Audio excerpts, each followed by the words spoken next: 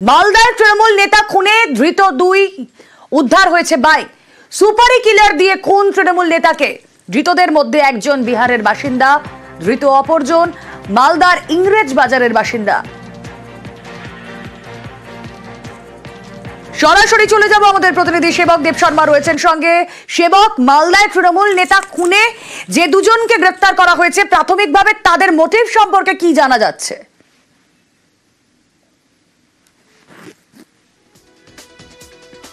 দেখো, এখনো মোটিভ স্পষ্ট নয়। তাদেরকে গ্রেপ্তারের পরে এই মুহূর্তে জিজ্ঞাসাবাদ চালাচ্ছেন পুলিশের শীর্ষ কর্তারা। সিসিটিভি যে ফুটেজ পুলিশ পেয়েছিল, সেই সিসিটিভি ফুটেজ দেখেই তাদেরকে গ্রেপ্তার করা হয়। যেটা জানা যাচ্ছে, যারা অপারেশন চালিয়েছিলেন, সিসিটিভি ফুটেজে যাদের ছবি পাওয়া গিয়েছিল ধৃতরা, তাদের মধ্যেই 2 জন।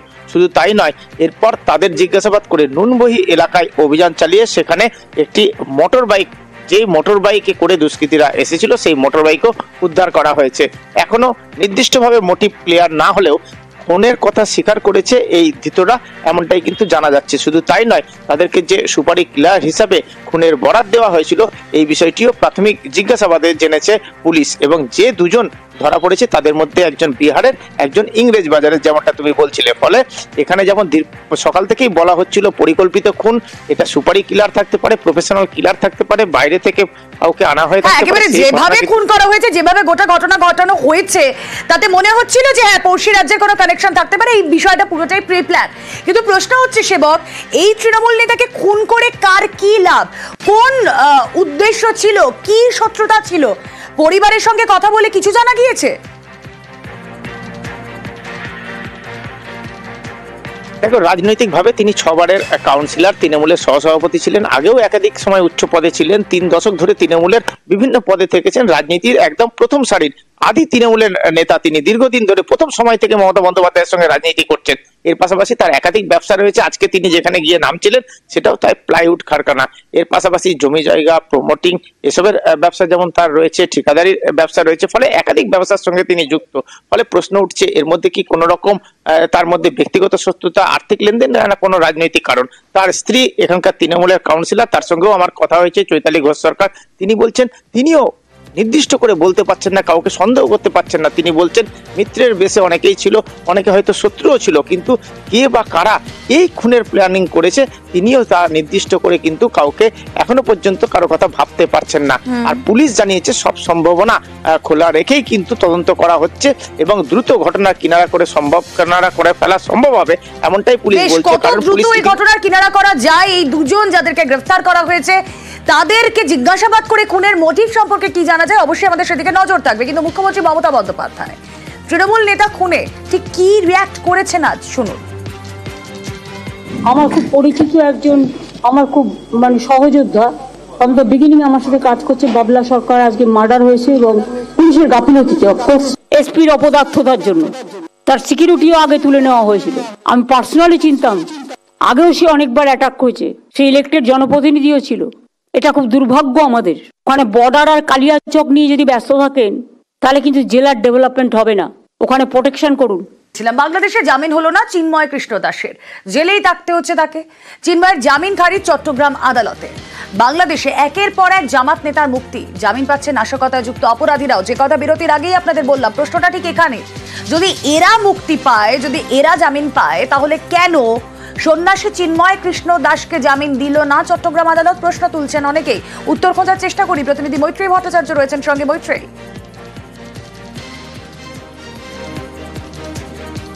রুমেরা, একেবারেই দেখো, এই প্রশ্নের জবাব আমাদের দেওয়ার থেকে ভালো যে ঘটনা পরম্পরাই মনে হয় বলে দেবে যে চিন্ময় কৃষ্ণ দাস তিনি জেল থেকে মুক্তি পান, সেটা বোধহয় কোথাও একটা গিয়ে চাইছে না অন্তর্বর্তী সরকার। এবং তার কারণ কি এবং তার পেছনে কাদের প্ররোচনা রয়েছে সেই বিষয়টা খুব বেশি কথা না বললেও সে বিষয় নেই। কিন্তু যারা সংখ্যালঘু সম্প্রদায়ের মানুষরা রয়েছেন তারা কিন্তু বলছেন যে এর পেছনে কট্টরপন্থীদেরই বেশ কিছু কিছুটা হাত রয়েছে।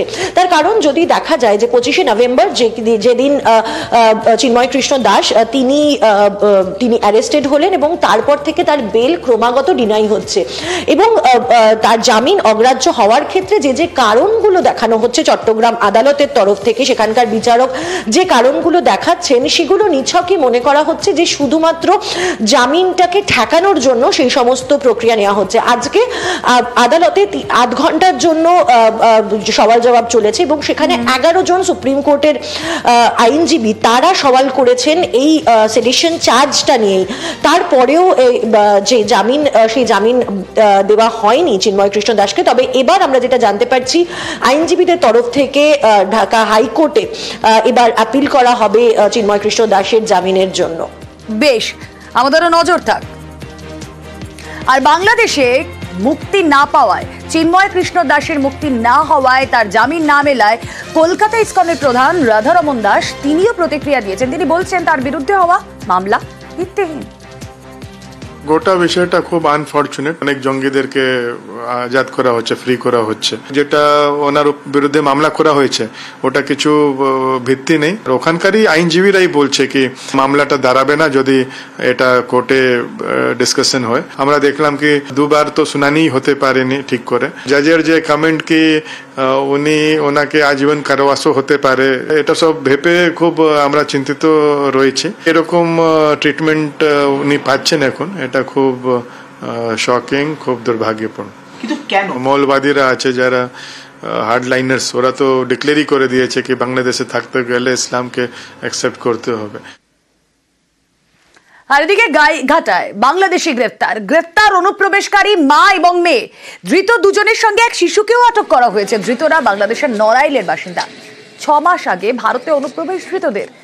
মুম্বাইতে কাজ করতেন 2 অনুপ্রবেশকারী। এই অনুপ্রবেশকারীর সম্পর্কে আর কি কি তথ্য আসছে উঠে জানাবেন অনিরুদ্ধ প্রতিনিধি রয়েছেন সঙ্গে। অনিরুদ্ধ,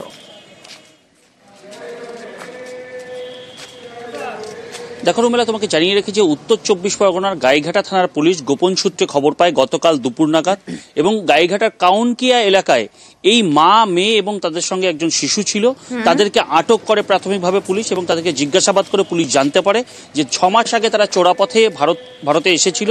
ভারতের মুম্বাইতে তারা পরিচারিকার কাজ করত এবং সেখান থেকেই আবার চোরাপথে বাংলাদেশ ফিরে যাওয়ার জন্যই এই গাইঘাটার কাউনকিয়া এলাকায় এসেছিল। তাদের বাড়ি বাংলাদেশের নড়াইল জেলায় এবং ধৃতদের নাম হাসিনা বেগম এবং রুনা খাতুন।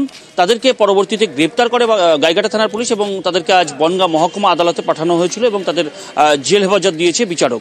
তোমাকে জানিয়ে রাখি যে এই গাইঘাটা, বনগাঁ, বাগদা এবং পেট্টাপোল এই বিস্তীর্ণ থানা এলাকার অনেকাংশেই রয়েছে কাঁটাতার দেওয়া বেড়া এবং বাংলাদেশের সঙ্গে সীমান্ত। যেখানে অনেক জায়গায় কাঁটাতার নেই, সেই সমস্ত কাঁটাতারবিহীন এলাকা দিয়েই এই অনুপ্রবেশকারীরা টার্গেট করে থাকে। তারা বাংলাদেশ থেকে ভারতে আসা বা ভারত থেকে বাংলাদেশ যাওয়ার টার্গেট করে থাকে।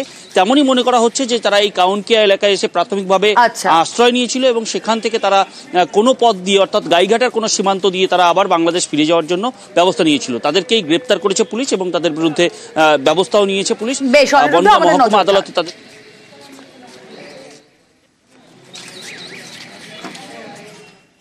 আর বাংলাদেশের এই পরিস্থিতিতে আমরা দেখতে পাচ্ছি সুন্দরবনে সেখানে বাড়তি নজরদারি চলছে। ঝড়খালিতেও সুন্দরবন জলসীমানায় নজরদারি বাড়িয়েছে পুলিশ।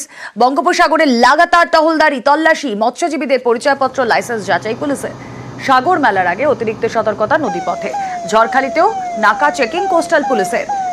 সুন্দরবন ঝড়খালির কি পরিস্থিতি, কিভাবে চলছে নজরদারি, আমাদের প্রতিনিধি বিশ্বজিৎ আরো বিস্তারিত জানাতে পারবেন। বিশ্বজিৎ,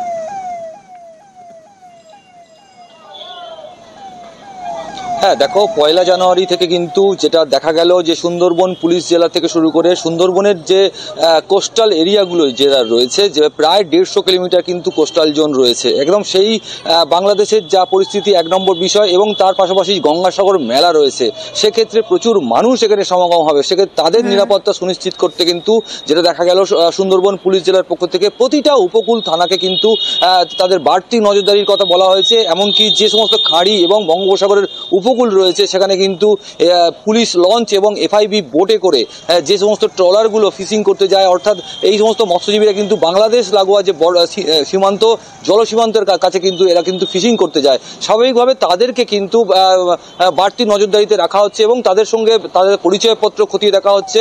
তার পাশাপাশি তাদেরকে নির্দেশ দেওয়া হচ্ছে যে সন্দেহভাজন যদি কাউকে দেখা যায় তবে কিন্তু অতি অবশ্যই তারা যেন পুলিশের কাছে খবর দেয় এবং তারা যেন অন্য কাউকে নিজেদের ট্রলারে না তোলে এবং এইভাবেই কিন্তু তাদেরকে সচেতন করা হচ্ছে। তার পাশাপাশি স্থলভাগে তো নাগা চেকিং তো রয়েছে, ঝড়খালি থেকে শুরু করে ফেজারগঞ্জ কোস্টাল, গঙ্গাসাগর কোস্টাল এবং যে গোবর্ধনপুর কোস্টাল, এই সমস্ত কোস্টাল এরিয়ায় কিন্তু বাড়তি নজরদারি শুরু করলো। একদিকে যেমনটাই বলছিলাম গঙ্গাসাগর মেলা এবং বাংলাদেশের যে পরিস্থিতি সেটা নিয়ে কিন্তু চিন্তায় জেলা প্রশাসন এবং নিরাপত্তা সুনিশ্চিত করতে নিরাপত্তার কোনো খামতি কিন্তু রাখতে চায় না এবং অন্যদিকে নৌবাহিনী রয়েছে, পাশাপাশি যারা হচ্ছে যে কোস্টাল জোন যারা দেখে ওপারে অশান্তি রাত যাতে এপারে না এসে পড়ে, সুন্দরবনে বাড়তি নজরদারি, জলসীমানার ছবি আপনাদের দেখালাম সুন্দরবন এবং ঝড়খালি থেকে।